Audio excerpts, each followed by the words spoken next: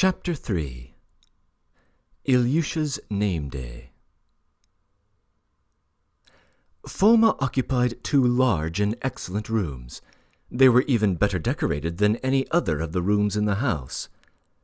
The great man was surrounded by perfect comfort.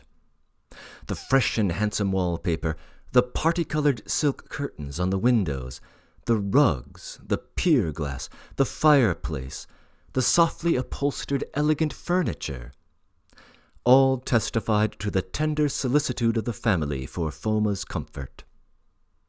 Pots of flowers stood in the windows and on little marble tables in front of the windows. In the middle of the study stood a large table covered with a red cloth and littered with books and manuscripts. A handsome bronze inkstand and a bunch of pens, which Vodoplyasov had to look after. All this was to testify to the severe intellectual labors of Foma Fomitch. I will mention here, by the way, that though Foma had sat at that table for nearly 8 years, he had composed absolutely nothing that was any good. Later on, when he had departed to a better world, we went through his manuscripts. They all turned out to be extraordinary trash. We found, for instance, the beginning of an historical novel, the scene of which was laid in Novgorod in the 7th century. Then a monstrous poem, An Anchorite in the Churchyard, written in blank verse. Then a meaningless meditation on the significance and characteristics of the Russian peasant and how he should be treated. And finally, The Countess Vlonsky, a novel of aristocratic life, also unfinished. There was nothing else. And yet Foma Fomitch had made my uncle spend large sums every year on books and journals. But many of them were actually found uncut. Later on, I caught Foma Fomitch more than once reading Paul de Kock, but he always slipped the book out of sight when people came in. In the further wall of the study there was a glass door which led to the courtyard of the house. They were waiting for us. Foma Fomitch was sitting in a comfortable armchair, wearing some sort of long coat that reached to his heels, but yet he wore no cravat. He certainly was silent and thoughtful. When we went in, he raised his eyebrows slightly and bent a searching glance on me. I bowed. He responded with a slight bow, a fairly polite one, however. Grandmother, seeing that Foma Fomitch was behaving graciously to me, gave me a nod and a smile. The poor woman had not expected in the morning that her paragon would take the news of Tatiana Ivanovna's escapade so calmly, and so she was now in the best of spirits, though she really had been in convulsions and fainting fits earlier in the day.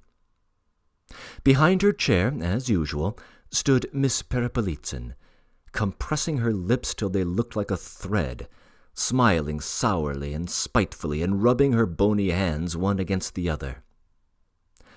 2 always mute lady companions were installed beside Madame la Générale.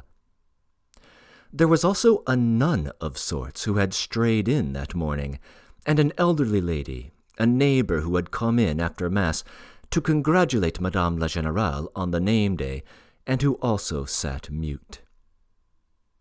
Aunt Praskovya Ilyinichna was keeping in the background somewhere in a corner, and was looking with anxiety at Foma Fomitch and her mother. My uncle was sitting in an easy chair, and his face was beaming with a look of exceptional joy. Facing him stood Ilyusha in his red holiday shirt, with his hair in curls, looking like a little angel. Sasha and Nastenka had in secret from everyone taught him some verses to rejoice his father on this auspicious day by his progress in learning. My uncle was almost weeping with delight. Foma's unexpected mildness, Madame la Générale's good humor, Ilyusha's name day, the verses, all moved him to real enthusiasm, and with a solemnity worthy of the occasion he had asked them to send for me, that I might hasten to share the general happiness and listen to the verses. Sasha and Nastenka, who had come in just after us, were standing near Ilyusha. Sasha was continually laughing, and at that moment was as happy as a little child. Nastenka, looking at her, also began smiling, though she had come into the room a moment before pale and depressed. She alone had welcomed Tatiana Ivanovna on her return from her excursion, and until then had been sitting upstairs with her. The rogue Ilyusha seemed, too, as though he could not keep from laughing as he looked at his instructresses. It seemed as though the three of them had prepared a very amusing joke which they meant to play now. I had forgotten Batcheyev. He was sitting on a chair at a little distance, still cross and red in the face, holding his tongue, sulking, blowing his nose, and altogether playing a very gloomy part at the family festivity. Near him Yezhevikin was fidgeting about.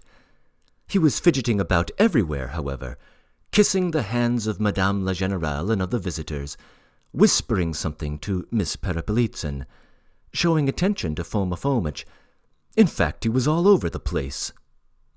He, too, was awaiting Ilyusha's verses with great interest, and at my entrance flew to greet me with bows as a mark of the deepest respect and devotion. Altogether, there was nothing to show that he had come to protect his daughter and to take her from Stepanchikovo forever. "Here he is!" cried my uncle gleefully on seeing me. "Ilyusha has got a poem for us. That's something unexpected, a real surprise. I am overpowered, my boy, and sent for you on purpose, and have put off the verses till you came. Sit down beside me. Let us listen. Foma Fomitch, confess now, it must have been you who put them all up to it to please an old fellow like me. I'll wager that is how it is."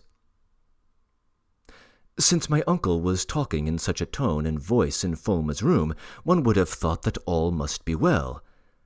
But unluckily my uncle was, as Mazinchikov expressed it, incapable of reading any man's face.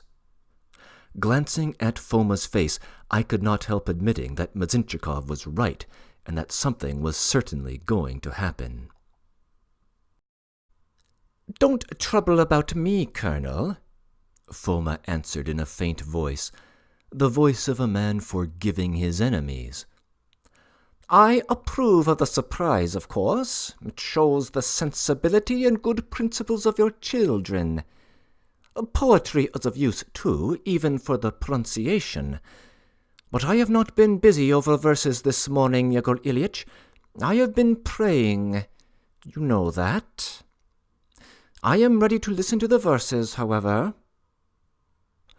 Meanwhile I had congratulated Ilyusha and kissed him. "Quite so, Foma, I beg your pardon. Kiss him once more, though I am sure of your affection, Foma. Kiss him once more, Seryozha. Look, what a fine big boy. Come, begin, Ilyusha. What is it about? I suppose it is something solemn from Lomonosov." And my uncle drew himself up with a dignified air. He could scarcely sit still in his seat for impatience and delight. "No, Papa, not from Lomonosov," said Sashenka, hardly able to suppress her laughter. "But as you have been a soldier and fought the enemy, Ilyusha has learnt a poem about warfare. The Siege of Pamba, Papa." "The Siege of Pamba? I don't remember it. What is this Pamba, do you know, Ilyusha? Something heroic, I suppose?" And my uncle drew himself up again.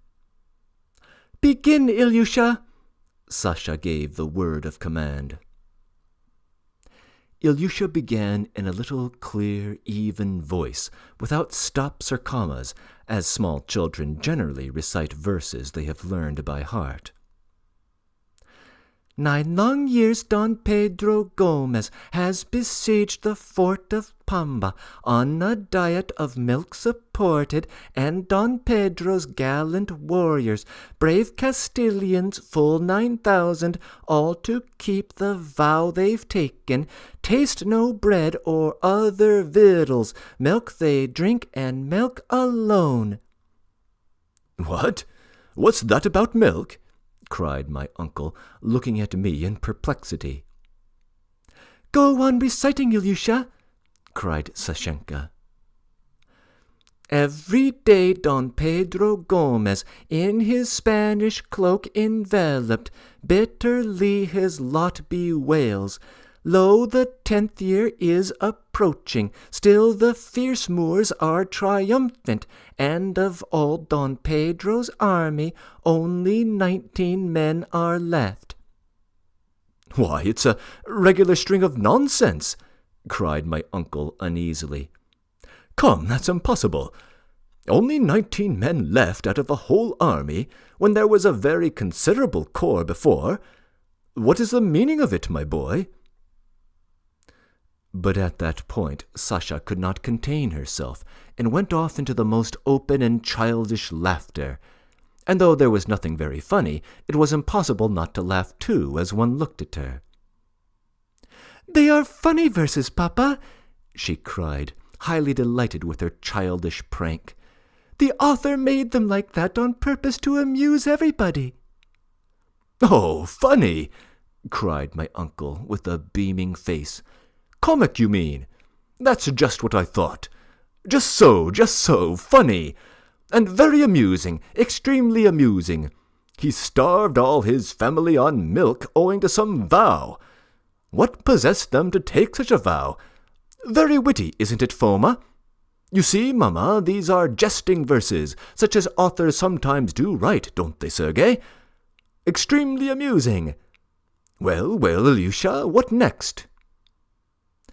"Only 19 men are left. Them Don Pedro doth assemble, and says to them, 'Noble 19, let us raise aloft our standards, let us blow on our loud trumpets, and with clashing of our cymbals let us from Pamba retreat. Though the fort we have not taken, yet with honor still untarnished, we can swear on faith and conscience that our vow we have not broken.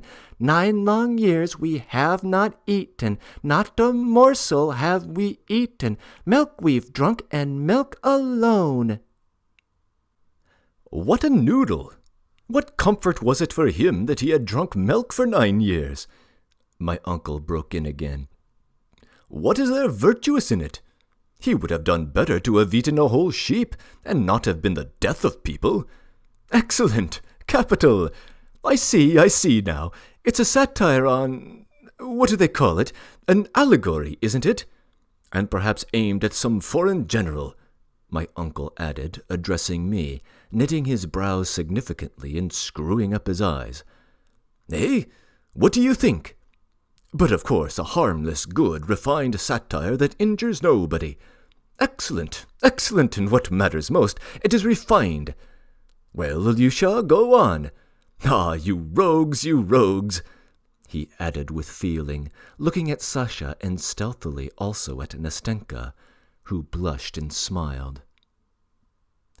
"And emboldened by that saying, those 19 Castilian warriors, each one swaying in his saddle, feebly shouted all together, 'Sant Iago Composteo, fame and glory to Don Pedro, glory to the Lion of Castile.' And his chaplain, one Diego, through his teeth was heard to mutter, 'But if I had been commander, I'd have vowed to eat meat only, drinking good red wine alone.'" "There, didn't I tell you so?" cried my uncle, extremely delighted.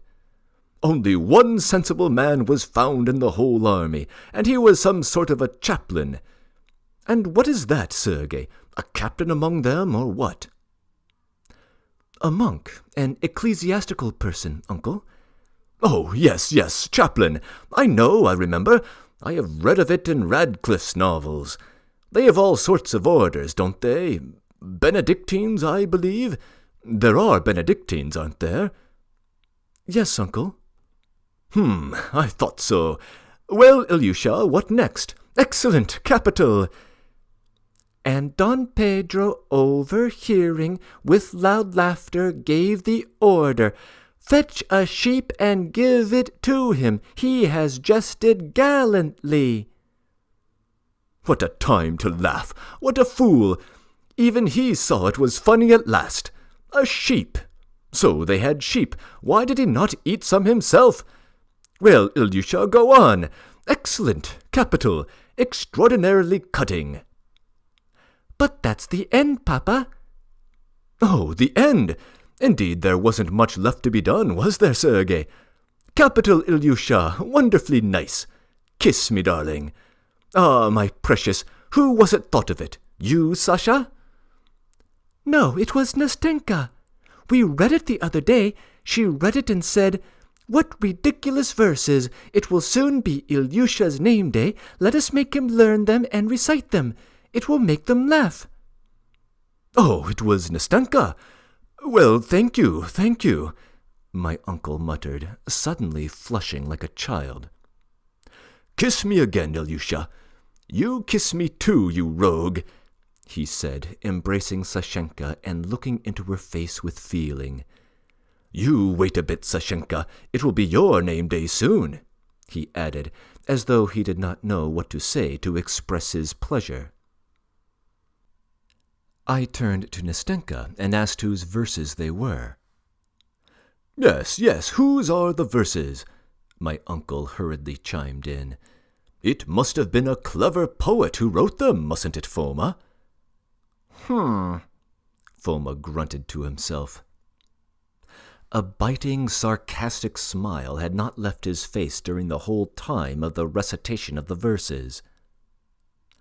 "I have really forgotten," said Nastenka, looking timidly at Foma Fomitch. "It's Mr. Kuzma Prutkov wrote it, Papa. It was published in the Contemporary," Sashenka broke in. Kuzma Prutkov? I don't know his name, said my uncle. Pushkin I know, but one can see he is a gifted poet, isn't he, Sergei? And what's more, a man of refined qualities, that's as clear as twice two. Perhaps indeed he is an officer. I approve of him. And the Contemporary is a first-rate magazine. We certainly must take it in if poets like that are among the contributors. I like poets. They are fine fellows. They picture everything in verse. Do you know, Sergei, I met a literary man at your rooms in Petersburg. He had rather a peculiar nose, too. Really. What did you say, Foma? Foma Fomitch, who was getting more and more worked up, gave a loud snigger. "No, I said nothing," he said, as though hardly able to suppress his laughter. "Go on, Yegor Ilyitch, go on. I will say my word later. Stepan Alexeyevitch is delighted to hear how you made the acquaintance of literary men in Petersburg." Stepan Alexeyevitch, who had been sitting apart all the time, lost in thought, suddenly raised his head, reddened, and turned in his chair with exasperation. "Don't you provoke me, Foma, but leave me in peace," he said, looking wrathfully at Foma, with his little bloodshot eyes. "What is your literature to me? May God only give me good health," he muttered to himself, "and plague take them all, and their authors too. Voltairians, that's what they are." "Authors are Voltairians?" said Yezhevikin immediately at his side. "Perfectly true what you have been pleased to remark, Stepan Alexeyevitch. Valentin Ignatyitch was pleased to express the same sentiments the other day. He actually called me a Voltairian. Upon my soul he did. And yet, as you all know, I have written very little so far. If a bowl of milk goes sour, it's all Voltaire's fault. That's how it is with everything here." "Well, no," observed my uncle with dignity. "That's an error, you know. Voltaire was nothing but a witty writer. He laughed at superstitions. And he never was a Voltairian. It was his enemies spread that rumour about him. Why were they all against him, really, poor fellow?" Again the malignant snigger of Foma Fomitch was audible. My uncle looked at him uneasily and was perceptibly embarrassed. "Yes, Foma, I am thinking about the magazine, you see," he said in confusion, trying to put himself right somehow. "You were perfectly right, my dear Foma, when you said the other day that we ought to subscribe to one. I think we ought to myself. After all, they do assist in the diffusion of enlightenment. One would be a very poor patriot if one did not support them. Wouldn't one, Sergei? Yes, the Contemporary, for instance. But do you know, Seryozha, the most instruction to my thinking is to be found in that thick magazine.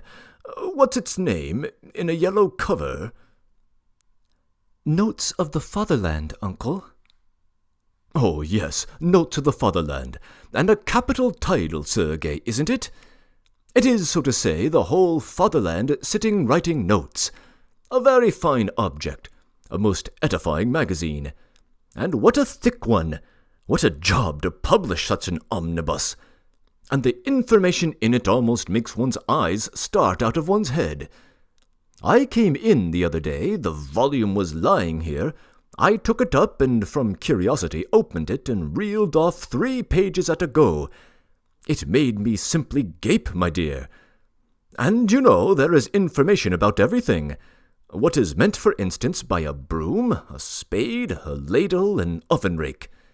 To my thinking, a broom is a broom and an oven rake is an oven rake. No, my boy, wait a bit. According to the learned, an oven rake turns out not an oven rake, but an emblem or something mythological. I don't remember exactly, but something of the sort. So that's how it is. They have gone into everything." I don't know what precisely Foma was preparing to do after this fresh outburst from my uncle, but at that moment Gavrila appeared and stood with bowed head in the doorway. Foma Fomitch glanced at him significantly. "Ready, Gavrila?" he asked in a faint but resolute voice. "Yes, sir," Gavrila answered mournfully, and heaved a sigh. "And have you put my bundle on the cart?" "Yes, sir." "Well, then, I am ready too," said Foma, and he deliberately got up from his easy-chair. My uncle looked at him in amazement. Madame la Générale jumped up from her seat and looked about her uneasily. "Allow me, Colonel," Foma began with dignity, "to ask you to leave for a moment the interesting subject of literary oven rakes. You can continue it after I am gone. As I am taking leave of you forever, I should like to say a few last words to you." Every listener was spellbound with alarm and amazement. Foma! But what is the matter with you? Where are you going?" my uncle cried at last. "I am about to leave your house, Colonel," Foma brought out in a perfectly composed voice.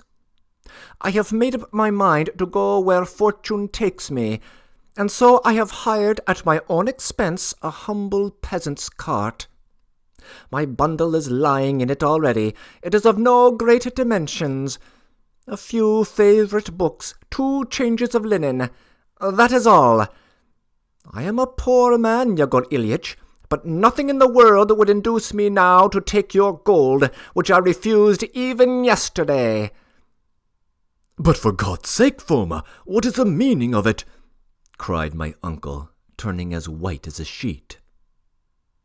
Madame la Générale uttered a shriek and looked in despair at Foma Fomitch, stretching out her hands to him. Miss Peripolitan flew to support her. The lady companions sat petrified in their chairs. Mr. Batchev got up heavily from his seat. "Well, here's a pretty to-do," Mtsenchikov whispered beside me. At that moment a distant rumble of thunder was heard. A storm was coming on. Breaking in. The litany of literary references of this chapter serves primarily to highlight both the Colonel's enthusiasm and the degree to which he is out of his depth in this area. But it has a couple of other functions too. Foma apparently has a guilty pleasure. Paul de Kock wrote lowbrow fiction with often salacious and worldly content. No wonder that the sanctimonious Foma would hide these novels when others cross his path. I am uncertain, but I believe the nonsensical poem recited here by Ilyusha really did appear in the Contemporary. Kuzma Prutkov was the pseudonym of a fictional author conjured up by 4 kinsmen who would write light-hearted works in the Contemporary under this name. Prior to his political arrest, Dostoevsky had already published a couple of stories in the Contemporary and a number of works in Notes of the Fatherland. But more recently, the Contemporary had ruthlessly parodied Dostoevsky during his exile. In this passage, Dostoevsky is not trying to be kind to the journal, and he will have a much more pointed thrust later. Curiously, Dostoevsky first attempted to publish this very novel in the Contemporary, wanting it to appear there as his response. Unsurprisingly, the editor was unenthusiastic. Ultimately, it appeared in Notes of the Fatherland. End of comments.